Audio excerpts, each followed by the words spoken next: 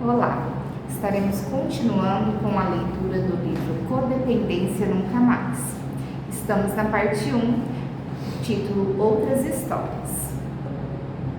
Não são apenas as pessoas que sofrem de codependência que procuram a ajuda das entidades de saúde mental e dependência química. Rendel aconselhava dependentes químicos, como alcoólico em recuperação, com vários anos de sobriedade, quando descobriu que tinha problemas. Rendel era filho adulto de alcoólico. Seu pai e seus 3 irmãos eram alcoólicos. Sendo um homem inteligente e sensível que gosta de seu trabalho, o problema de Rendel era seu tempo de descanso. Ele passava a maior parte do tempo preocupando-se, obcecado com outras pessoas e seus problemas. Às vezes, tentava resolver confusões criadas pelos alcoólicos. Outras vezes, ficava com raiva deles por criarem confusões que ele se sentia obrigado a resolver. Às vezes, aborrecia-se porque as pessoas, não necessariamente alcoólicos, se comportavam de determinada maneira. Ele reclamava, sentia-se culpado, arrependido e usado pelas pessoas. Raramente, contudo, sentia-se próximo delas, raramente se divertia. Durante muitos anos, Rendel achou que seu dever era preocupar-se com as pessoas e envolver-se em seus problemas. Ele chamava seu comportamento de bondade, preocupação, amor e, às vezes, simples indignação. Agora, depois de obter ajuda, ele o chamava de codependência.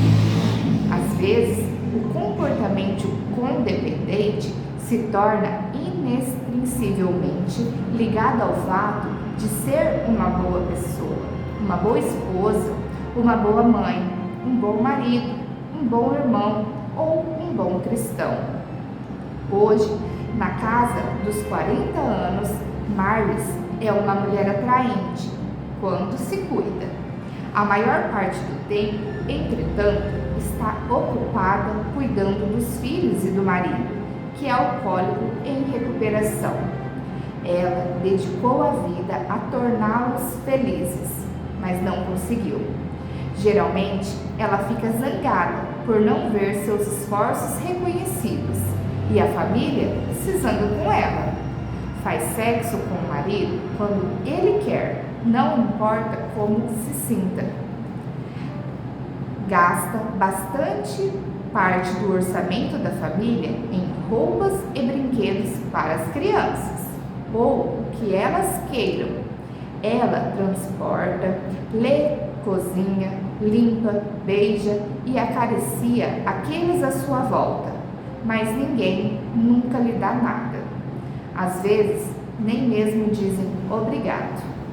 Marlis ressente-se por doar-se permanentemente às pessoas em sua vida.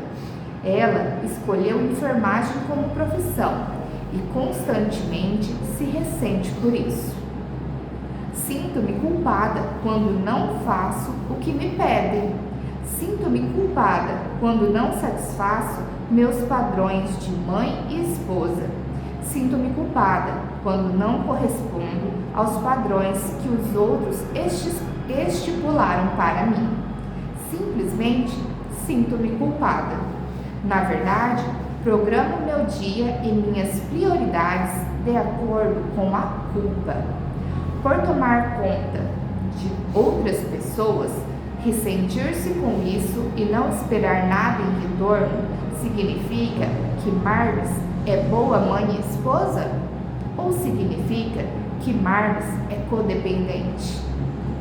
Alcoolismo ou dependência química. Não é o único problema familiar que pode levar uma pessoa a ser codependente. Alissa, mãe de 2 adolescentes, trabalhava em meio expediente numa organização de saúde mental, quando procurou um terapeuta familiar. Ela já tinha ido a vários terapeutas à procura de ajuda.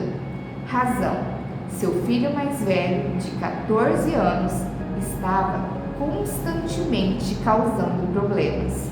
Ele fugia de casa, fugia do castigo, matava aulas, desobedecia a outras regras da família e geralmente fazia o que queria e quando queria. Esse menino está me enlouquecendo, disse Alissa ao terapeuta. Ela falava sério, preocupava-se demais. Às vezes ficava tão deprimida e atormentada que não conseguia sair da cama. Tentara tudo o que podia para ajudar o filho. Colocara-o em tratamento 3 vezes e carregava toda a família de terapeuta a terapeuta. Alissa também tentou outras técnicas. Ameaçou, gritou, berrou e implorou. Ficou brava e chamou a polícia. Tentou o carinho e o perdão. Tentou até fingir ignorar quando o filho agia de forma errada. Trancou-o fora de casa. Atravessou o estado para trazê-lo de volta quando ele fugiu de casa. Embora seus esforços não ajudassem o menino, Alissa estava obcecada em fazer o impossível para ver os erros de seu comportamento e ajudá-lo a mudar. Por que ele está fazendo isso comigo? Perguntou ela ao terapeuta. Ele está destruindo a minha vida. O terapeuta concordou que o problema do filho de Alissa era doloroso, preocupante e requeria uma ação, mas também disse que o problema não tinha que arruinar a vida dela. Você não tem conseguido controlar seu filho, mas pode ter controle sobre si mesma, disse ele. Pode tratar da sua codependência. Cheryl também classificou a si mesma como codependente. Logo depois de se casar com o homem dos seus sonhos, ela se viu em um pesadelo. O marido descobriu ela, era viciado em sexo. Nesse caso, isso significa que ele não conseguia controlar os desejos de entregar-se à pornografia. Era compulsivamente atraído a ter casos com outras mulheres. E como disse Cheryl, só Deus sabe o que e quem mais. Ela descobriu que o marido era viciado em sexo uma semana depois do casamento, quando o encontrou na cama com outra mulher. A primeira reação de Cheryl foi de pânico. Depois ficou com raiva. Depois ficou preocupada pelo marido e pelo problema dele. Seus amigos aconselharam-na a deixá-lo, mas ela decidiu continuar com o casamento. Ele precisava de ajuda, precisava dela, talvez mudasse. Além disso, ela não estava pronta para perder o sonho daquele futuro cor-de-rosa que teriam juntos. O marido dela entrou para os viciados em sexo anônimos, um grupo de 12 passos similar aos alcoólicos anônimos. Cheryl recusou-se a ingressar no familiar ao Anon para parentes de viciado em sexo. Ela não queria ir ao público com o seu problema. Não queria nem discutir isso em particular. Cheryl, que é modelo bem-sucedida, alguns meses depois, começou a recusar trabalhos e a desmarcar com os amigos e insistia em estar sempre em casa. Queria atender ao telefone caso alguma mulher ligasse para o marido dela. Queria estar em casa para vigiar quando o marido saía e quando voltava. Queria ver como ele estava vestido, como agia e como falava. Queria saber exatamente o que ele estava fazendo e com quem. Ela ligava regularmente para o conselheiro dele para reclamar, para reportar e para perguntar sobre o progresso do marido. Recusava-se, dizia, a ser enganada e traída de novo. Gradualmente, ela se afastou dos amigos e de outras atividades. Estava preocupada demais para trabalhar. Tinha vergonha demais para conversar com os amigos. O marido teve vários outros casos amorosos. Seus amigos estavam frustrados com ela por continuar com ele e constantemente choramingar sobre como era terrível ser casada com ele. Eu não conseguia ficar perto de meu marido. Não sentia nada por ele, além de pena. Mas mesmo assim, não conseguia deixá-lo, disse Cheryl mais tarde. Não conseguia fazer muita coisa além de preocupar e vigiá-lo. Ela contou ainda. A gota d'água foi a noite que corri atrás dele com uma faca. Foi o mais baixo que cheguei. Eu corria pela casa toda, gritando em fúria, quando de repente me dei conta, pela primeira vez, de mim mesma. Eu tinha enlouquecido. Estava louca, completamente descontrolada, e ele apenas ficou ali, olhando calmamente para mim. Me dei conta então de que precisava fazer alguma coisa para me ajudar.